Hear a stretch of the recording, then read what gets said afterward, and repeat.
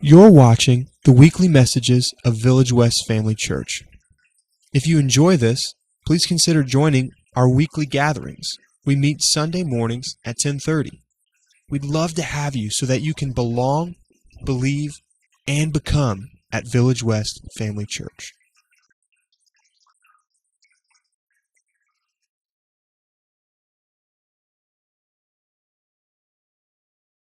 Because of the culture and because of the time period is the idea of thirst. Have you ever been in a restaurant and you have gotten frustrated because your server was just a little bit slow on your refills? Oh, I mean, you've been there, you've seen it happen, you watch how people respond to this in that moment of frustration. What do? We take action, don't we? We take action. We number one, we rattle the cup. And we just pick it up and just rattle it just a little bit. I mean, we're not obnoxious. You know, we rattle the cup. Second step is the slurp. You know, hoping that will be the alarm system. You know, that will go. You know, you rattle and then you slurp. The third step is you put the cup down a little harder than normal. And by this time, the frustration has just built and built. You've rattled, you've slurped, you've slammed until you just get to the point where it's just the final straw and you say, "Excuse me, I need a refill." With each action, our frustration grows because action number one, we just need a little more to drink. Action number two, now we're getting thirsty. Now we're getting thirsty. Action number three, we are parched. And in the fourth action, we are dehydrating by the second. That's how thirst works in our culture. We go from, "I would like more," to, I'm dehydrating. In a matter of about 6 minutes. That's how we understand thirst. In the biblical culture, the imagery of being thirsty took on a much more urgent meaning. In the culture and the context in biblical times, they weren't worried about refills. Water was scarce. In an arid atmosphere, water was, number one, hard to find. Number two, it took a lot of hard work to get. And number three, it was filled with impurities, and you couldn't keep it very long. They weren't worried about refills. There was no continuous running taps. And many times in the warm eastern arid climate, the winds would begin to blow, and they would blow dust everywhere. Any space that was available, it would fill with dust, including the nose, the mouth, and the throat. So when Jesus addresses thirst, he has people's attention. John chapter 7, verse 37, on the last and greatest day of the feast. We're going to talk about that in just a minute. It's an important piece. On the last and greatest day of the feast, Jesus stood, and I love John. I love the way John writes, because John is a guy that he's like, man, you got to understand the details. I want you to see how this picture really played out. And John says that Jesus said in a loud voice. This wasn't just a normal statement that he was making. This was not just Jesus going, "Excuse me. Can I, you guys mind if I say anything?" This was an important statement that Jesus was getting ready to make. And this is what he said: "If anyone is thirsty," he had their attention. "If anyone is thirsty, let him come to me and drink." The Feast of the Tabernacles was a reminder of Israel of the years of wandering in the desert. It was also called the Feast of Tents. And they would set up booths, and they would come and they would celebrate all of the things that God had done for them. It was a time where they would remember that they were not always in a stable situation. It was a time when the recurring complaint was, we have no water to drink. Go back, read it, and read about the Exodus. Read about the times that they wandered in the desert. They were always, that 2-year-old going, Mommy, can I have a drink? Mommy, you know how it is when you try to put a 2-year-old to bed or a 3-year-old to bed? Mommy, what do you want? Drink of water? No, I just gave you I really need a drink of water. That was what Israel did for 40 years. I want a drink. I want water. But now they had turned it into a celebration. It was a celebration of settlement. It was a celebration of blessing. It was a celebration of harvest. And close to the end of the festival, the priest would come out with this pitcher, and he would go to the pool of Siloam, and he would dip the pitcher into the pool of Siloam, and he would come and he would pour the water out onto the altar of sacrifice. And the Levites would blow the trumpet, and people would loudly proclaim this phrase, with joy you will draw water from the well of salvation. They were remembering when they didn't have it, and now they are celebrating it. The early church historian Josephus described the waters of Siloam as sweet and abundant. Now, I don't know if you're catching what's going on here. This celebration, this feast was all about a difficult time in their lives. But now it's a celebration of, look how settled we are. Look how abundant we are. What a great place to be. I'm saved, I'm blessed, I'm established, I'm supplied with sweetness and abundance. I am free from so many things. And they celebrated. I figured you might want to celebrate that. Isn't that a big part of what church is? Isn't that a big part of what we're supposed to be? I'm free, I'm saved, God's blessed my life, and I'm celebrating. And in that moment, Jesus stands up and he makes this statement. Is anyone thirsty?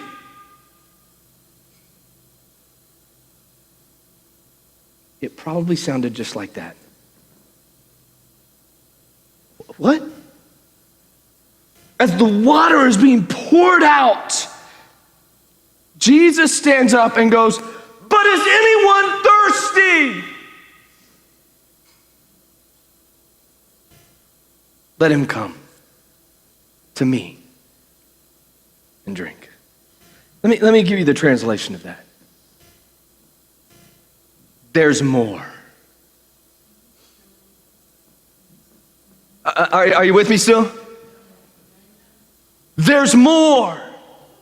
I know that God has saved you. I know that God has brought you out. I know that God has blessed your life. I know that God has done all of these things. I know that God has taken you from point A to point B. I know that there is a sweetness in the life of Christ. I know that there is an abundance. And Jesus today is standing up with a loud voice saying, there's more. I have more.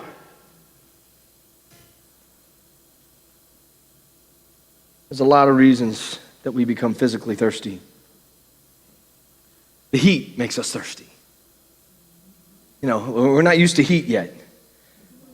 We're still back in the springtime. It's like, whew. Yesterday got a little warm for maybe some of you. And man, I'm a little thirsty. We're not used to that yet. But the heat makes us thirsty. Expending energy makes us thirsty. We decided, the three of us, Brooke and Bryson and I, decided to go on a walk yesterday morning, and we walked around our neighborhood, and there's some new subdivisions going up, and we were being nosy and looking in the new homes, and going, ooh, I like that, and we walked around, and man, by the end of the trip, I'm like, man, I'm a little thirsty. Whew, a little thirsty. Lack of water or drought. We don't know any of that right now. We got plenty of water. 13 inches of rain. Makes us thirsty. Sometimes you get a bad taste in your mouth. You ever have that happen? You get something in your mouth and you're like, oh, that was not good. What does it do? It makes you thirsty. But the one that we tend to overlook about the reason that we get thirsty is simply this. The body has a desire for water. Your body has a desire for water. Water is the main molecule of the human body, and as it leaves the body, there is a natural need to replenish it, a desire of the body to put back what is necessary. It's interesting, the parallels between physical things and spiritual things. When you think about when were the times that you needed God in your life the most, it was in the time of heat. It was in the time when the pressure of life that got a little too much and we recognized that we have a need for God. It was in times of busyness, when we were exerting energy, when busyness caused an increase in the chaos and the confusion of our life, and all of a sudden we're like, oh no, I need God.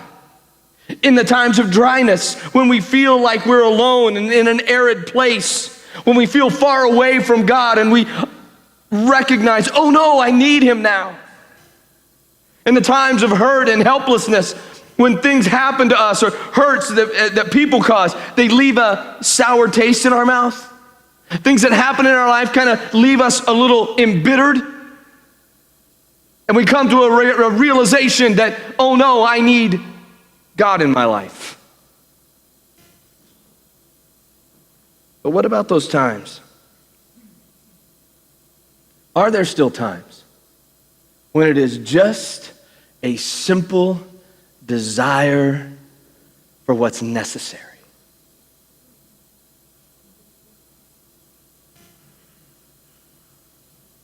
Are there still times when it is just the body? When it's just my spirit needing more of Jesus that I respond?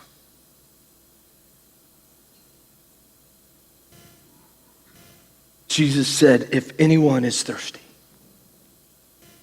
let him come to me and drink. See, here's the thing about thirst. You have to acknowledge your thirst. I know my audience this morning. I've looked around. I walked around gauging the room this morning. I know who's here. I know who I'm talking to. I know how the longevity of faith that is in this room.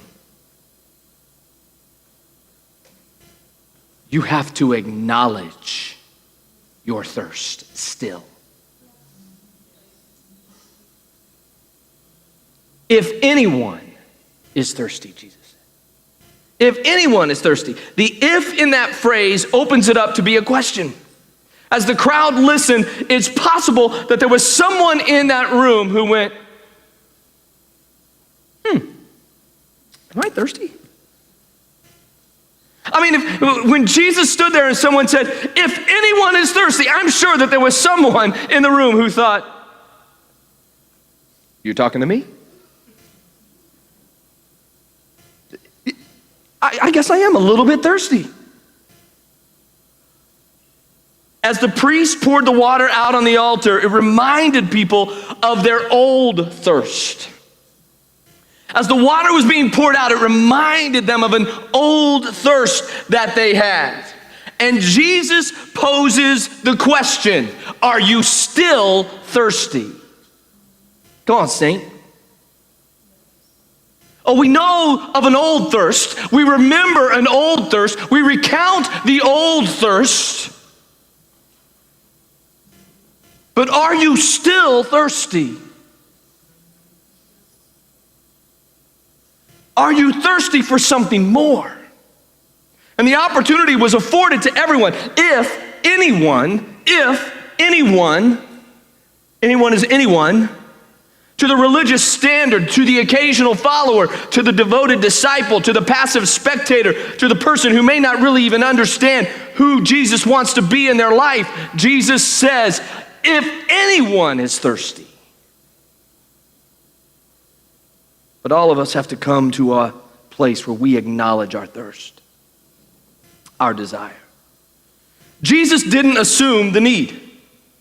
Now think about this. Jesus being God, knew everything, knew everyone that was there. Jesus could have stood up, and as the water was being poured out on the altar of sacrifice, he could have said, now wait a minute, you guys are thirsty for something different. But he doesn't do that. He does not make that statement. Jesus didn't assume their need. He didn't proclaim their thirst, even though he knew their need and he knew their position. The psalmist actually acknowledged his need of God in this way. Not only is God established in his life, but David realizes he has to establish his own desire for God. Psalm 63, "O God, you are my God. Earnestly I seek you. My soul thirsts." My soul thirsts. Earnestly I seek you. My soul thirsts for you. My body longs for you. Why? Because he's in a dry and weary land where there is no water. David recognized and he realized that in the life that he lived, even the immaculate, expressive life of a king, he was still in a place, he was still in a land where water was scarce. And I think there are times in our spirituality that we think because we have a church on every corner, we can turn on TV, we can go to a podcast, we carry the Bible around in our palm, that there is no need to thirst for God. But we live in a land that is dry. We live in a land that is weary. We live in a land where there is not enough Jesus that we can tap into, just like turning on a faucet.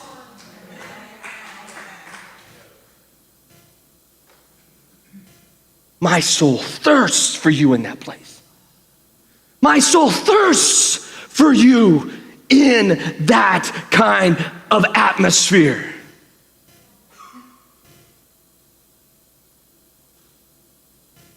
But I believe we've become satisfied in that atmosphere. I'm not that thirsty. It's not that bad. I'll get a drink on Sunday. I'll just grab a cup on Sunday when I come in.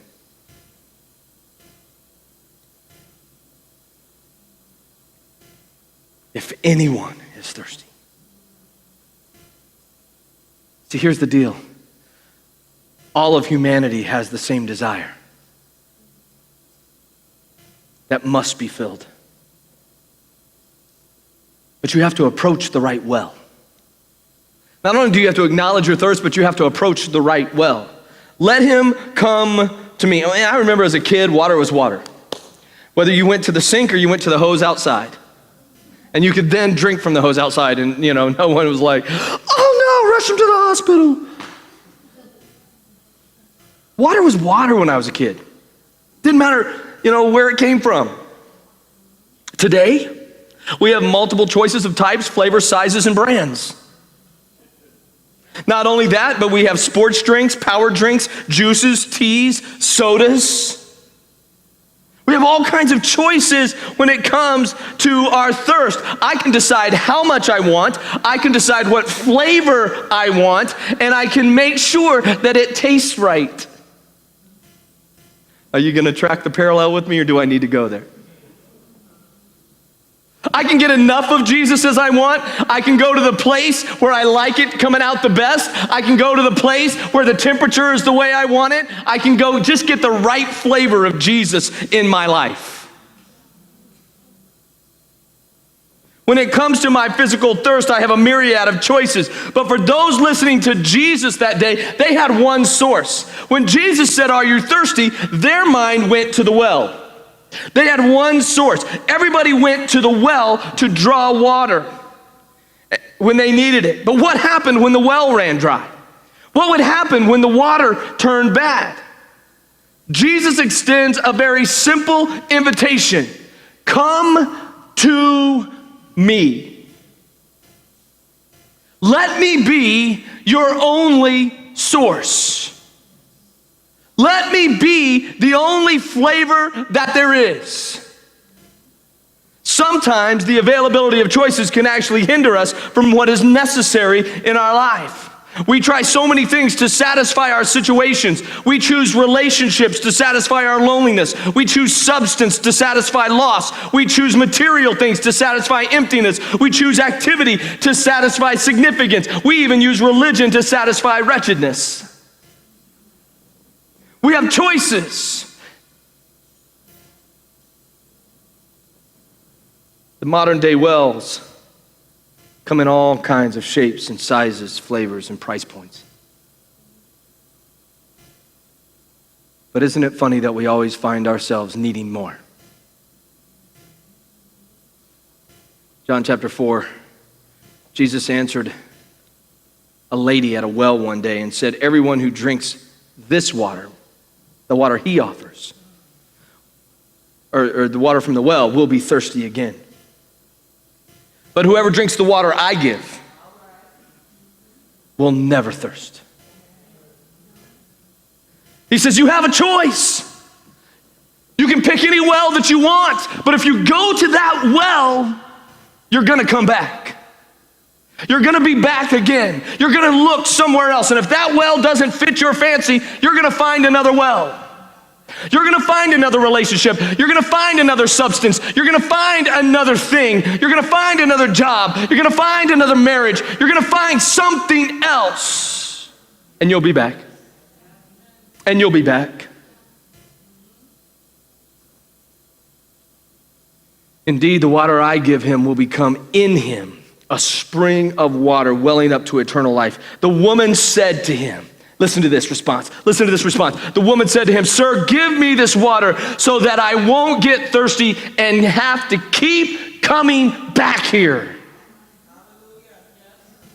When was the last time?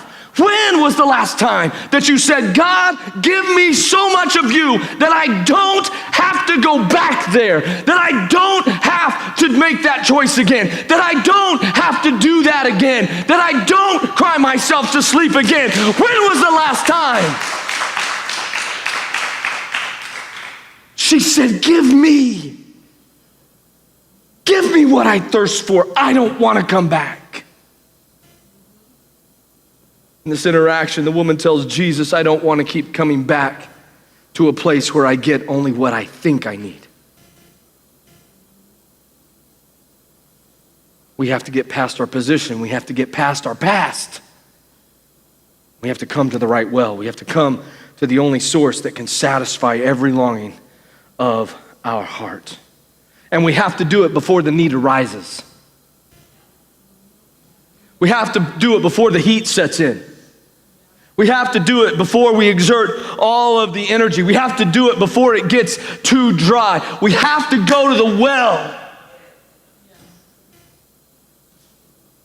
And instead of drawing out with a spoonful, instead of taking a cup, instead of bringing a bucket, we should allow Christ to make the well within us. See, that's the problem with modern American Christianity.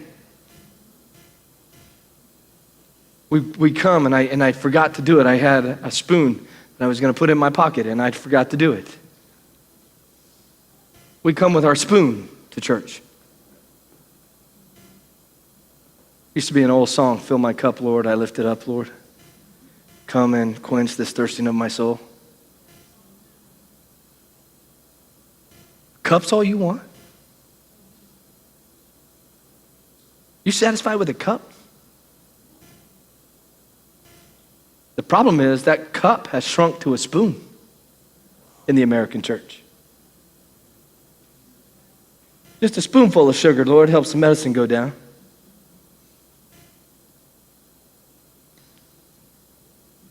The well has got to be within us.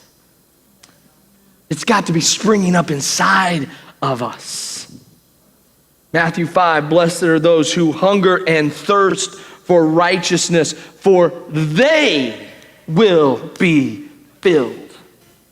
They will be filled. Again, I remember as a kid, man, there was nothing better than taking that hose, going, turn it on.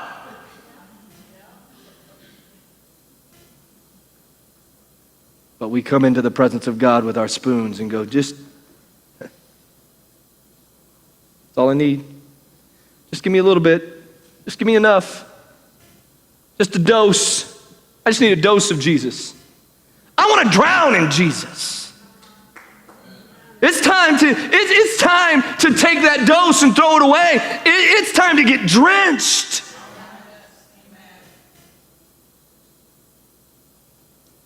For they will be filled. And again, I don't care how old you are in this room today. I don't care how long you've been doing this. I don't care what you've seen. It's a new day. It's a new time. And there's a new outpouring.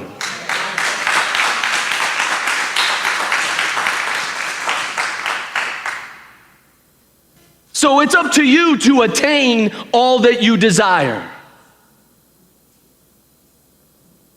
Acknowledge the thirst. Go to the right well. But it's up to you. How much are you going to take? He says, anyone thirsty, come to me. Oh, Jesus, here I am. Here I am, Jesus, in my pitiful state. I'm here. I'm just going to wait.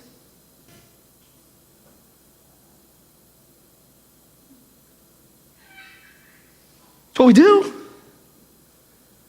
Here I am, Jesus, show up and show off. Here I am, Jesus, do something for me. Here I am, Jesus. That's not what he said. If anyone is thirsty, if anyone has a need, if there's a heat and a dryness, if there's an emptiness, if anyone is thirsty, let him come to me. Let him go to the only source. But guess what? You got to open up and drink. 1994, the Coca-Cola Corporation launched a brand new campaign for one of its most popular drink products. The campaign simply stated, image is nothing, thirst is everything. Image is nothing. Image is nothing. I attend church, image is nothing. I tithe, image is nothing. I serve, image is nothing. Image is nothing. Thirst is everything. Thirst is everything. And then you know what the final tagline was? Obey your thirst. Obey your thirst. The premise was based on the fact that there were other well-known sodas that everybody was drinking, but in order to satisfy thirst, Sprite was the only answer. It's not about the image, it's about the action. The same was true of Jesus' statement. Jesus was saying the image of pouring water out on the altar was a great remembrance, but it's time to do something different. It's time to take action. They needed to move from inspiration to intake. You gotta go from just coming in and feeling good. You gotta go from inspiration to intake, church. How can we drink Christ? How can we have a daily intake of Christ that satisfies the longings of our life? Isaiah chapter 12. Come on, team, help me. It says, with joy, you will draw water from the wells of salvation. With joy, you will draw waters. In other words, the fact that you are saved today, the fact that you know Jesus today, the fact that there has been an influx of Christ into your life, you should be drawing with joy. You should be drawing. When you hit a moment like this, when you hit a group of people like this, coming to the well of salvation, when you come into that moment, there should be so much joy in this place. A little more than that, I would think, but okay, we'll take what we got to take. And in that day, see, you're here, you're drawing from the well of your salvation. That's what you're doing here today. You're experiencing a blessing of your salvation. You're coming together in the bonds of peace. You're coming together in unity with the fellowship of Christ. You're coming together in the presence of Jesus. You're drawing from the well of your salvation. It's called hunger. Right? It's a 4-4. In that day, that'd be right now. You will say, give thanks to the Lord. Call on his name. Make known among the nations what he has done. Proclaim that his name is exalted. Sing to the Lord, for he has done glorious things. Let this be known all over the world. Shout aloud. Sing for joy, people of Zion, for great is the Holy One of Israel among you.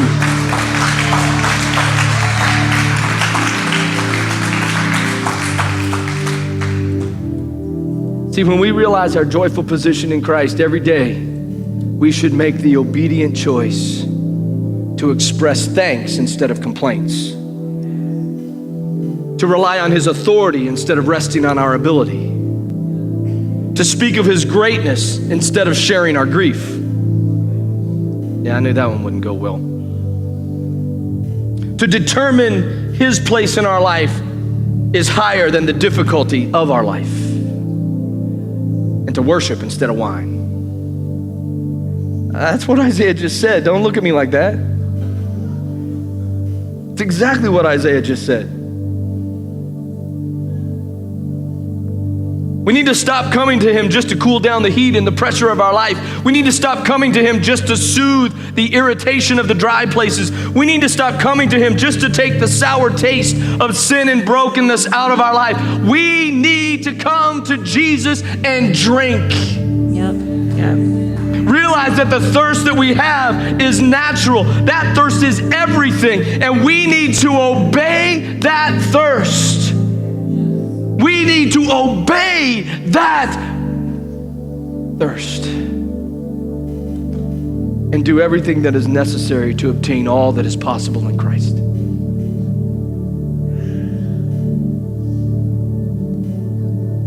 Are we satisfied?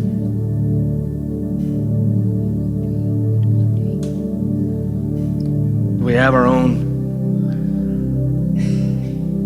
plastic bottles that we carry around with us?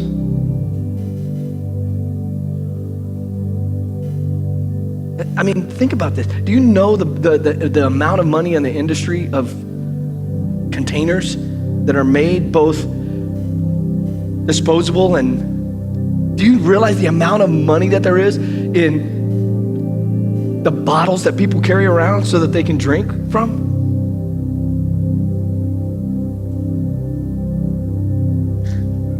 Can you flip that coin for just a minute? What would happen if that amount of spiritual resource were put into vessels of clay, carrying the well of living water? That if instead of us making sure, man, I gotta have my Yeti with me, man. I gotta have my Yeti. Gotta have my Yeti with me. You know, this thing, it keeps water cold for 2 days. I gotta have my Yeti with me. What if every day this vessel was keeping Jesus hot? What if every day this vessel was carrying the living water of Jesus Christ and keeping it at a place where it was overflowing, where it was constantly coming forth? Health authorities tell us that we need to drink a half a gallon of water a day. They call it the 8x8 rule. 8 ounces, 8 times. 8 ounces of water 8 times a day.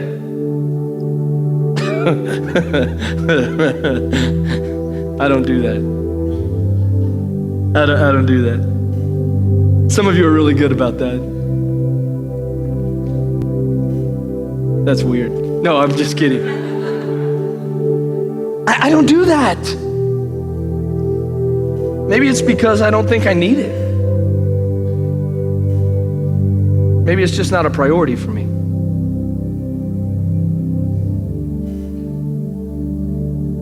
Maybe I'm not completely convinced of the benefits of it. Maybe I'm using other things to satisfy that need. What about it? What about with Jesus? Are we getting all of him that we need every day? You say, Ken, I don't do that. Why? Why? Is he not a priority? Maybe I'm not completely convinced of the benefits that he brings into my life. Maybe I'm using something else to satisfy that need today. Jeremiah said this, my people have committed 2 sins. I'm going to ask the guys that are helping me at the table to come.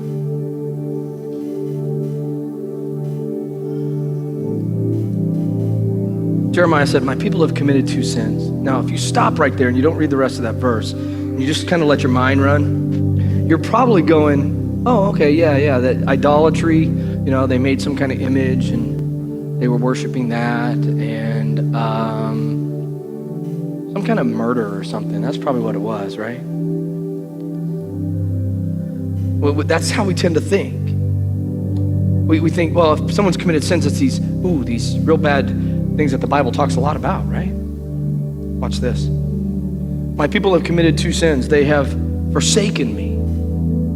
But he puts an interesting phrase in here.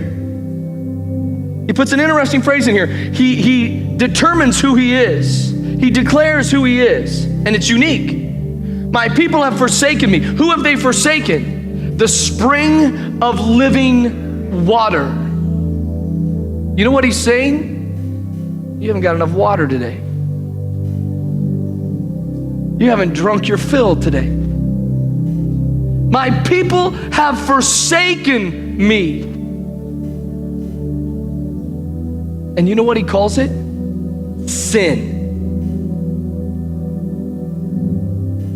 I know, now I'm in trouble. I know, some of you are going up. Don't use that word. Don't use that word. It's sin. It's sin.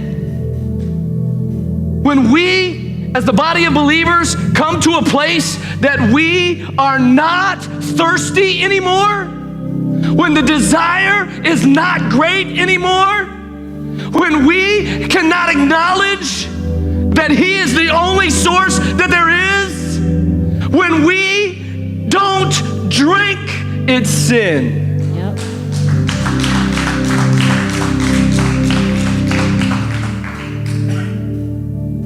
And yet week after week, church after church in America, we make altar calls for people to take care of business and no one shows. No one steps forward. You know why? Because we're satisfied. Yep. We think we've drank enough. We're not looking hard enough.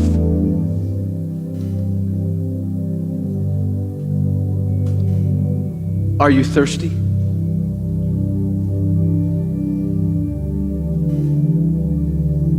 Is anyone out there thirsty?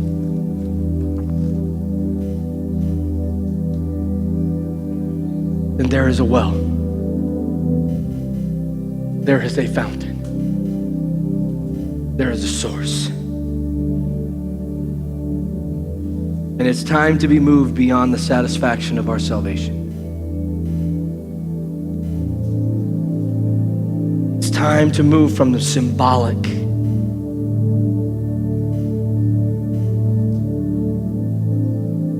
to the necessary.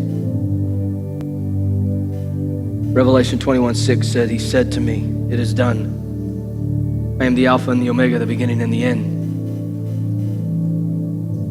To him who is thirsty.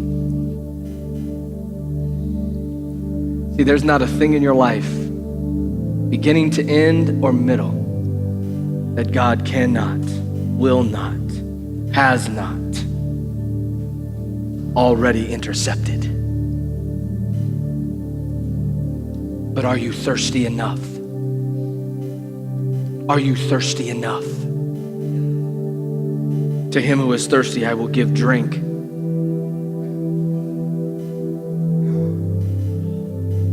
Without cost. Without cost. Ken, I don't want to come to church very often just because there's so much other things to do. It costs me my time. Ken, I don't come to church anymore because people talk about money. It costs me. Are you listening to him? Are you thirsty? There's no cost to what he gives you. There's no cost. The Spirit and the bride. Revelation 22. The Spirit and the bride say, come.